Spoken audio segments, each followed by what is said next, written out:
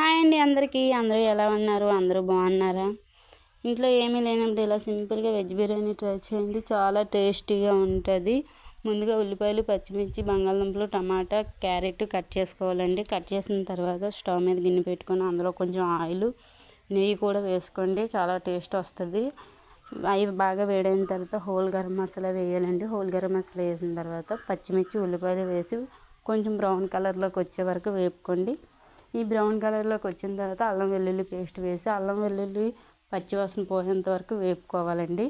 ఈ వేపిన తర్వాత మనం ముందుగా కట్ చేసి పెట్టుకున్న టమాటాలు అందులో యాడ్ చేసుకొని వేపి అందులోనే కొంచెం రాళ్ళు ఉప్పు వేసుకోవాలండి. టమాటా అప్పుడు బాగా మగ్గుద్ది. రాళ్ళు ఉప్పు వేసిన తర్వాత ముందుగా కట్ చేసి ఉంచుకున్న క్యారెట్, బంగాళదుంపలు వేసుకొని ఒక 2 నిమిషాలు వేపుకోవాలండి. 2 నిమిషాలు వేపిన తర్వాత బిర్యానీ మసాలా యాడ్ చేయాలి.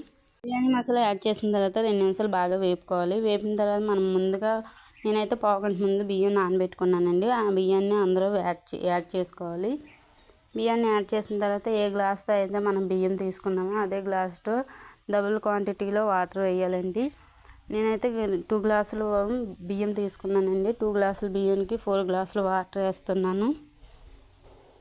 అలా వాటర్ వేసిన తర్వాత మనం ఉప్పు అడ్జస్ట్ చేసుకొని ఉప్పు సాలకపోతే మళ్ళీ కొంచెం ఉప్పు వేసుకొని మూత పెట్టేసుకొని 2 విజిల్స్ వచ్చిన దాకా ఉడికించుకోవాలండి.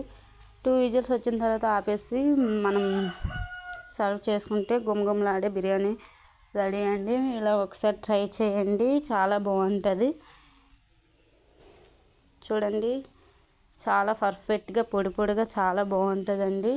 అలానే నా వీడియో మీకు నచ్చినట్టయితే నా ఛానల్ సబ్స్క్రైబ్ చేసి వీడియోకి లైక్ చేసేయండి. Bye bye.